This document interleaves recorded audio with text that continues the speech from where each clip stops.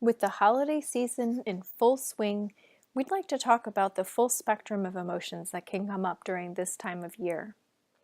My name is Nicole Schwartz, and I work as a contractor in the Family Services section of the Family and Morale Wellness and Recreation at the Defense Distribution Center Susquehanna in New Cumberland, Pennsylvania. Providing support and assistance to the Family Advocacy Program, or FAP, is the focus of my work with DLA. Family Advocacy is a Department of Defense sanctioned program designed to prevent, identify, report, and treat families that have experienced domestic violence or child abuse. Monthly workshops and webinars are part of our regular programming. If you tuned in to last month's webinar on lowering your stress level during the holiday season, then you've already touched base with some of the natural stressors that occur during this season. Holiday means different things to different families. How we celebrate, what our traditions are, and how we feel about the celebration is as varied and diverse as our population.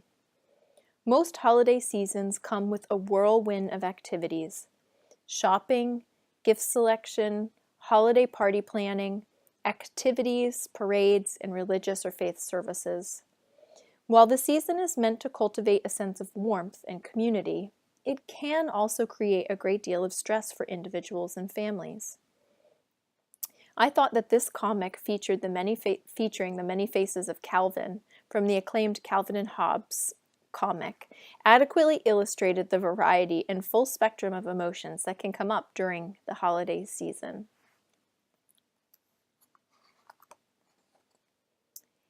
Eve Hogan is a relationship specialist and author.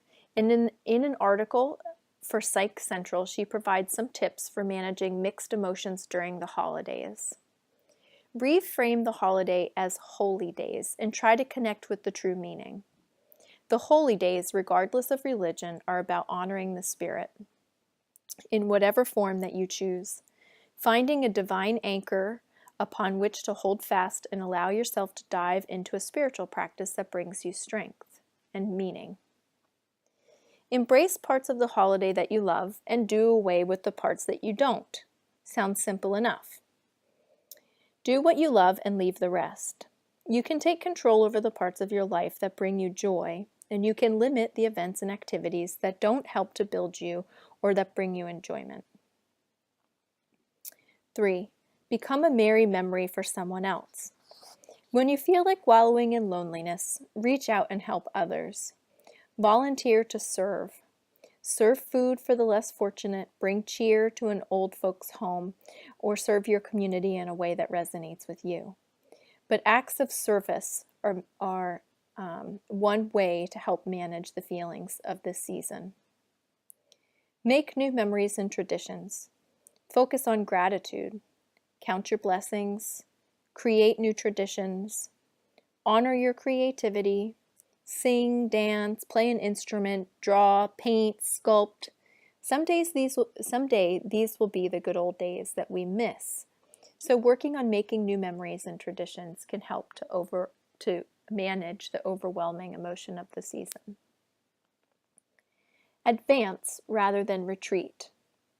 There is no shortage of love on this planet.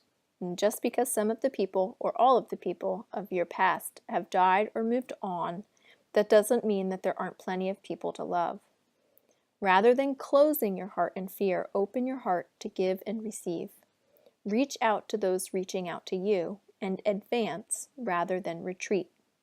Sometimes being in the company of other individuals can address some of the loneliness that we feel when we're struggling during the holiday season, and moving forward even when challenged towards community as opposed to moving away from community can provide us with some additional support.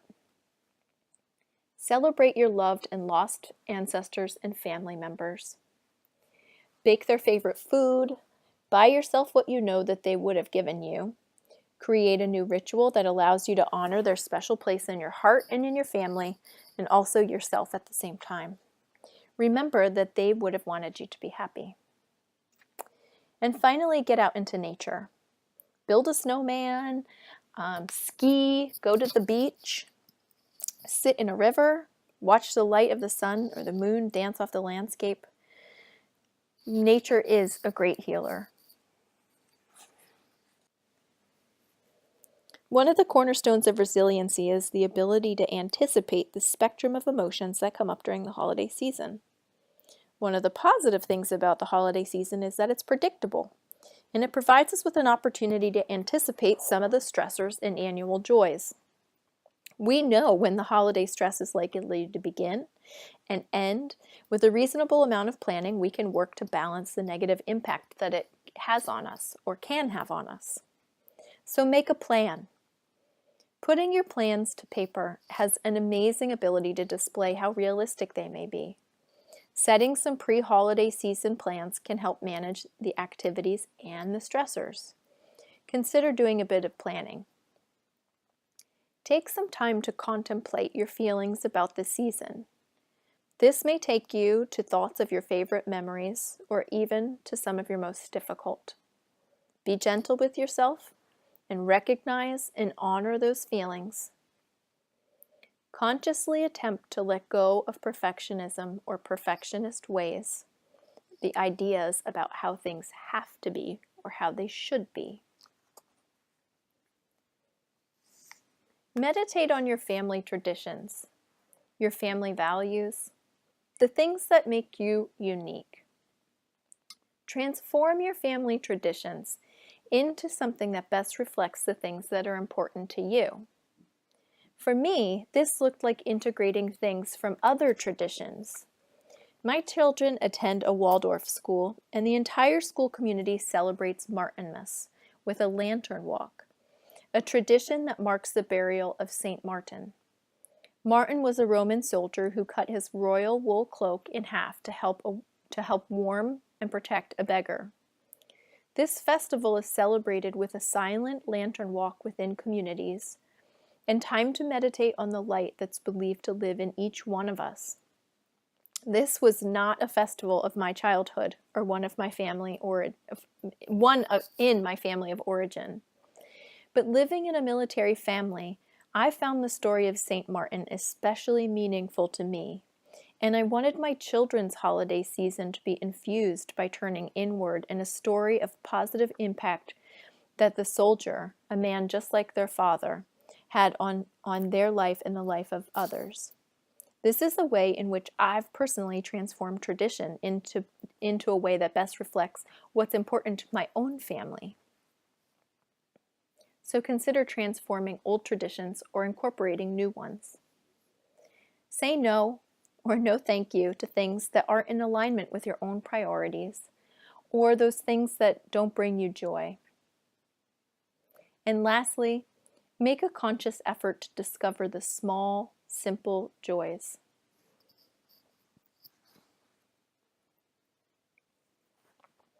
Address your own physical needs. We are what we eat, or at least what and how we eat affects our health and wellness, including our mental health. Stress eating and convenience foods and holiday indulgences are often high in carbohydrates and sugar, and these things challenge your blood sugar, and this is directly tied to your mood in the short term and your overall health in the long term. So eating healthy, nourishing foods helps you to feel better. It doesn't have to be time-consuming. Focus on good, healthy, clean proteins, dairy, and vegetables. Hydrate, hydrate, hydrate. Dehydration affects cognition, concentration, and the ability to think clearly and to manage our moods.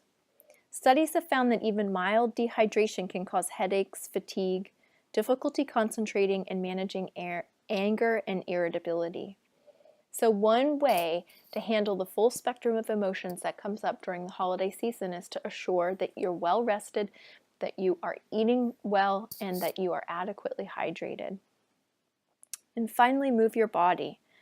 Often the last thing that we want to do when we're feeling sad, anxious, or overwhelmed is to exercise.